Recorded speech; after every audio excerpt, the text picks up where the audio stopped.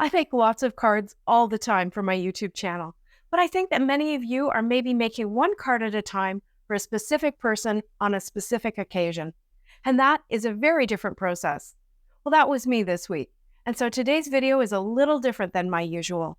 It's a beginning to end walkthrough of what I did when I needed a special card for a very special person on a special occasion. This was a traditional women-only bridal shower, so I went with the wedding color scheme of pink and beige.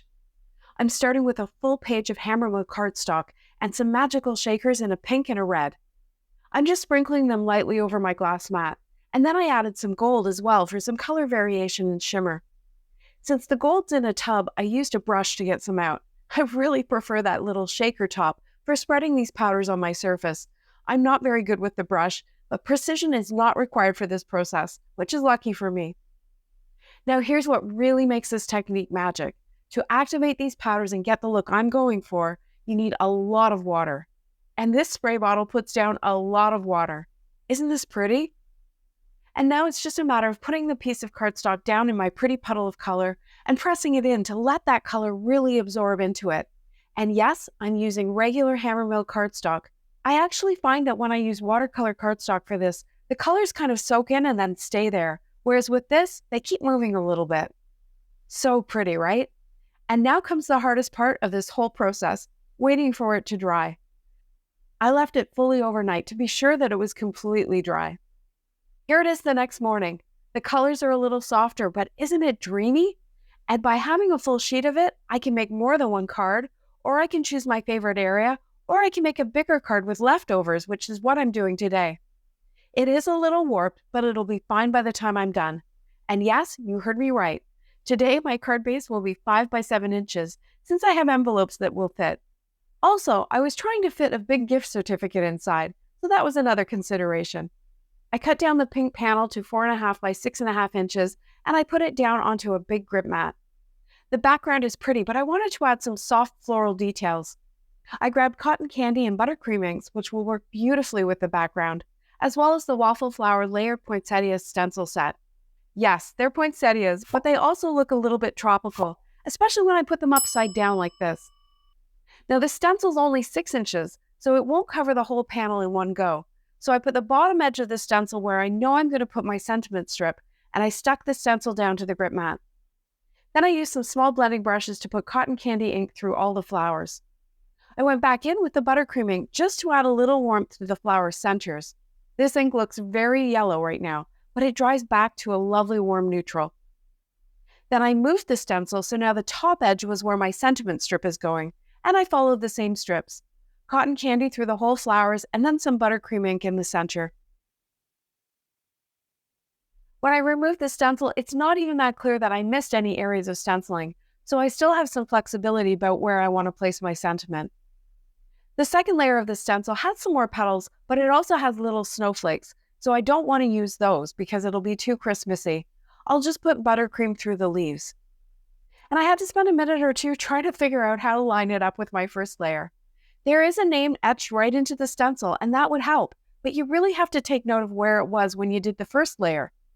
After a bit of fiddling, I got it into place, and I put the buttercream ink through, just through the leaves. I didn't worry about masking off those little bits. If I get any stray ink through them, it'll just add some texture. This really is a very forgiving technique with these soft colors. I had to do a bit more fiddling to get the stencil into the correct place on the bottom part of my panel, but I got there in the end. Honestly, I don't think it would have mattered if there was some overlap, but those extra petals do kind of fit into the openings left from the first layer, so I just tried my best. You could use a MISTI or something with a corner if you really wanted to be sure that everything was exactly in the right place. Next, I not only spritzed the panel with some shimmer spray, but then I tapped some extra shimmer on as well. And I added some rose gold splatter with my aqua brush and my Altenew metallic watercolors. I used some of the leftovers of my panel to create a strip for my sentiment. I'm using an elegant script sentiment here from scrapbook.com, and I placed it to the right edge of the strip, and then I stamped it with over coffee ink. This is a perfect mid-tone brown that will be legible, but not really give a harsh contrast like black might. I added liquid glue to the back to attach it to a wider strip of white cardstock, and only then I remembered that I wanted to blend some buttercream ink along the edges, so I pivoted. I trimmed a white strip so that it was narrower than my pink strip, and I added it to the back to cover up that wet glue. That meant that my edges were now free for some ink blending. I just put little spots of buttercream kind of randomly to give it a similar look as the background. And then I got back onto my original plan and I cut another white strip slightly wider than the pink strip, and I glued that to the back of it. I cut my card base from some Neenah 110-pound cardstock. My scoring tool is only about 6.5 inches tall, so to score the card, I had to start on one edge at 5 inches, then flip it over and score from 5 inches again, until the two score lines met up and allowed me to fold the card base. To assemble the card, I used liquid glue to attach the pink panel to the white mat before I added it to the card base. I'm slowly becoming a convert to liquid glue after I noticed that over time, sometimes things I've glued with my tape runner seem to come apart. I've got 2 bottles of liquid glue with 2 different size tips. In the bottle with the gray tip, which is what I'm using now, I've got Nuvo DELUXE glue. I find this glue to be a little thicker than the Barely Art glue, and that's why I have it in the bottle with the gray tip, which is not as fine as the other one. I use it when I'm wanting to get more glue out quickly, like for a big panel like this one.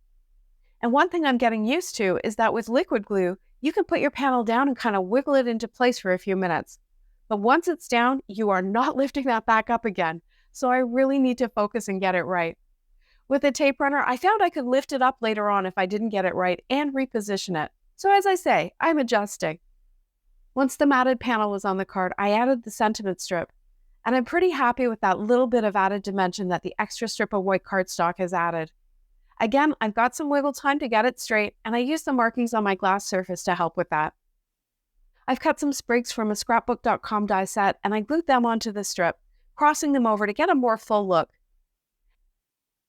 And now for some more sparkle. I grabbed some of the smallest magic crystal gems from Crafty Meraki. These ones are clear with that kind of iridescent coating.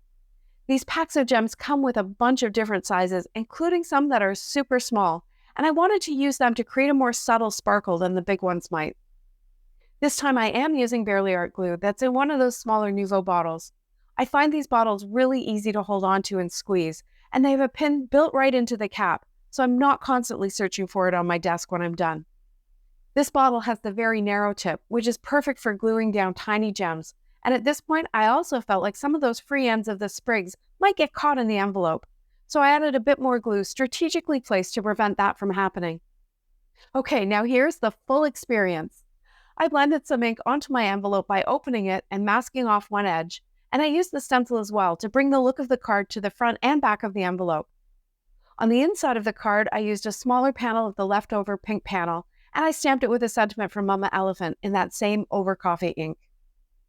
The process of making a specific card like this can be quite different to when I'm trying to show off a technique or product, and it's something I really enjoy. And to answer the question I know you're asking, no, I didn't get it exactly right the first time. Here's the reject. There's not much wrong with it.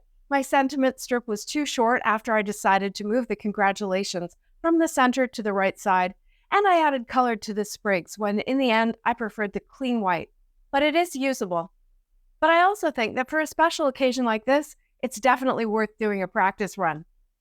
The shower was a lovely, traditional, elegant celebration with lots of yummy food, fun and funny little games, and great conversation with friends and family. And it was a great reminder of exactly why I got into card making in the first place. Thanks so much for watching. See you next time.